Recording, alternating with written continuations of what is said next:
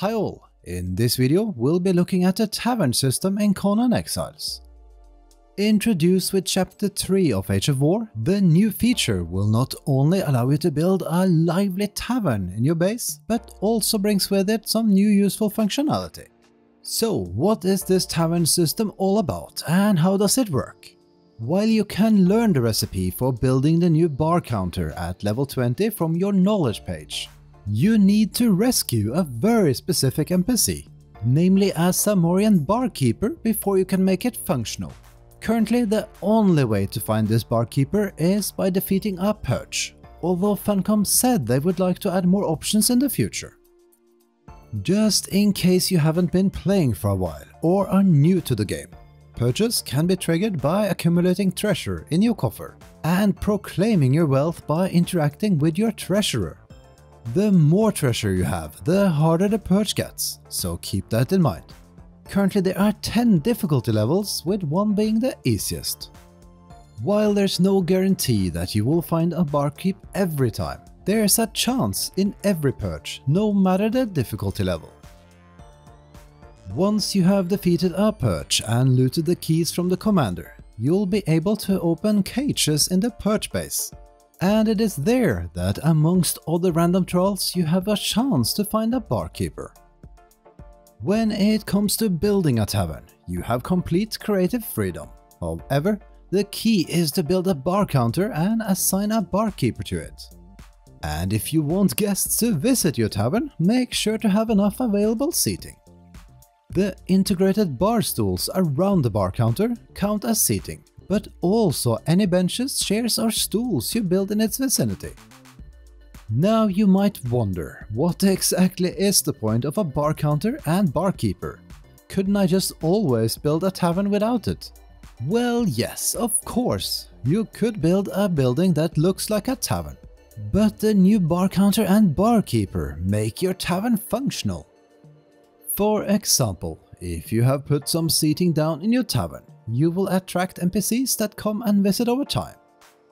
They will take a seat, add to the tavern atmosphere, and what's more important, some of them can be hired as followers for gold. We say some of them, since from what we have experienced, it's only max 5 to 10% of the NPCs that can be recruited. Usually the ones that wear coarse armor and look like they are in need of some coin. The other NPCs are purely decorative and can't be interacted with.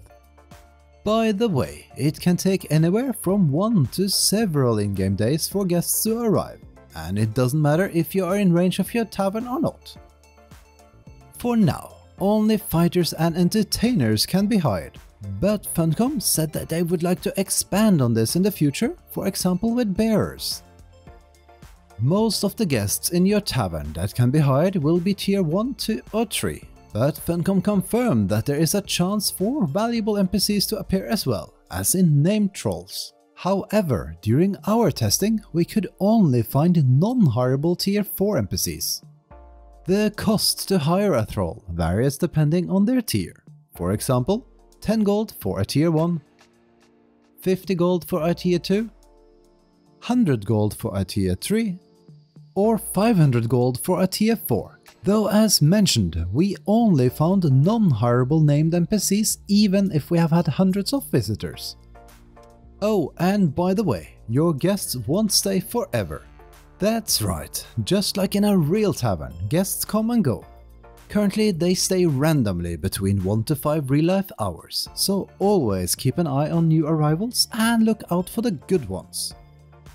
This new feature is a convenient alternative to hunting Thralls the old traditional way, at least if you're not picky and need some backups. It's also great to make your tavern feel more alive, just make sure that there's always free seating. In case you were wondering, the radius of the bar counter is slightly smaller than that of the treasure coffer, and it compares to roughly 6 foundations around the barkeeper. It also expands upwards, meaning you can have a tavern over several floors. And we can confirm that you can have multiple bar counters and barkeepers.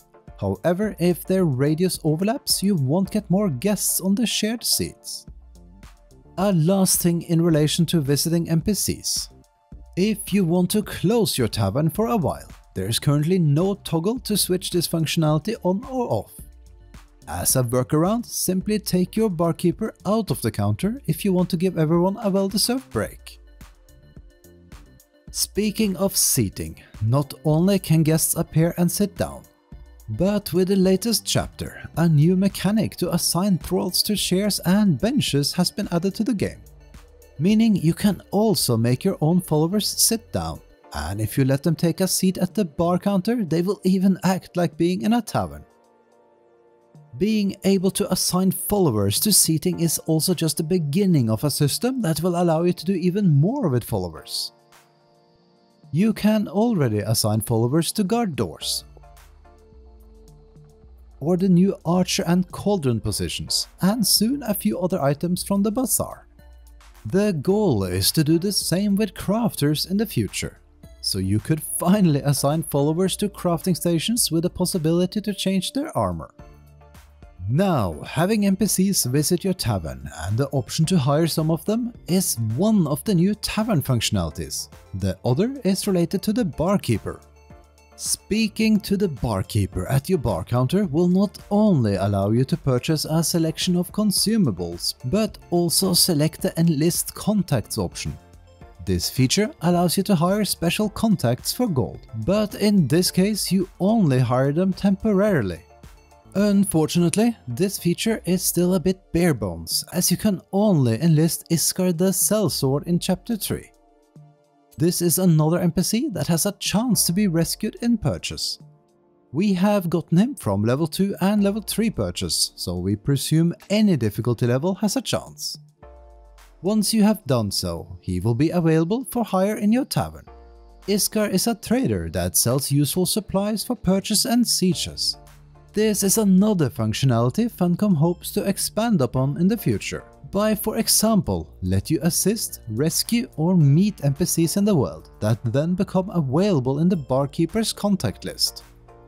We really hope they stay true to their word and introduce more features and options for the tavern system with future updates, as there is a lot of potential here. Now to a few more questions around the tavern system you might have asked yourself. The guest NPCs which appear in your tavern can be hired by any player you allow into your base. They are not exclusive to the clan that built the tavern. The same goes for the barkeeper's trade inventory. The only exception is the Enlist contact menu. Those contacts can only be hired by the clan who owns the tavern. By the way, if you're a modder, it might interest you that the barkeeper's dialogue options and inventory are fully moddable. And thanks to the new follower placement system, you can also change the armor of your barkeeper to match your theme. NPCs that have come to your tavern stay there for 1 to 5 real-life hours. And NPCs that are already in your tavern will persist through server restarts. Furthermore, on dedicated servers they will continue to arrive and depart, no matter if you are online or not. There's also good news in relation to single-player mode. NPCs will remain in your tavern, even if you log off. Additionally, no matter if you are out of range of your base, NPCs will continue to arrive and depart. And while the tavern won't have any ambient music, during a dev Q&A it was hinted at that there are long-term plans to let players add their own music. Interesting, but not something that would have been high up on our wishlist. Oh, and taverns can have their fair share of issues as well. NPCs that can't find proper pathing might get stuck, obstruct an area, pace outside of your tavern, or float somewhere mid-air. And then you have the occasional guest that don't know how to sit properly. In that case, leaving and re-entering the area often fixes the issue. By the way, the tavern system is available for all players for free. It comes with a base game and can be used both in the Exile lands and on the Isle of Sipta.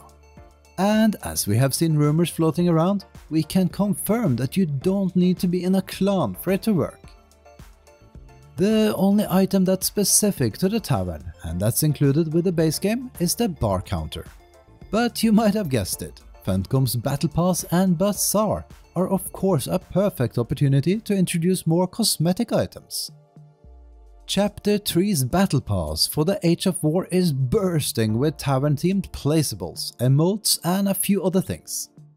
It's down to you to decide if it's worth a purchase. But if you have bought the Battle Pass in the past and unlocked the free 1200 Chrome coins with it, unlocking this one is technically free. We for one love most of the placeables, the alternative Vanir bar counter and the bear pet skin. Here's a sneak peek at a few of them.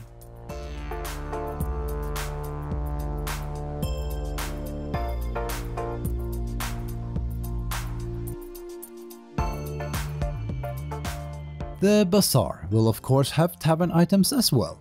One of the bundles that has been teased by the developers is the Yamatai themed tavern set.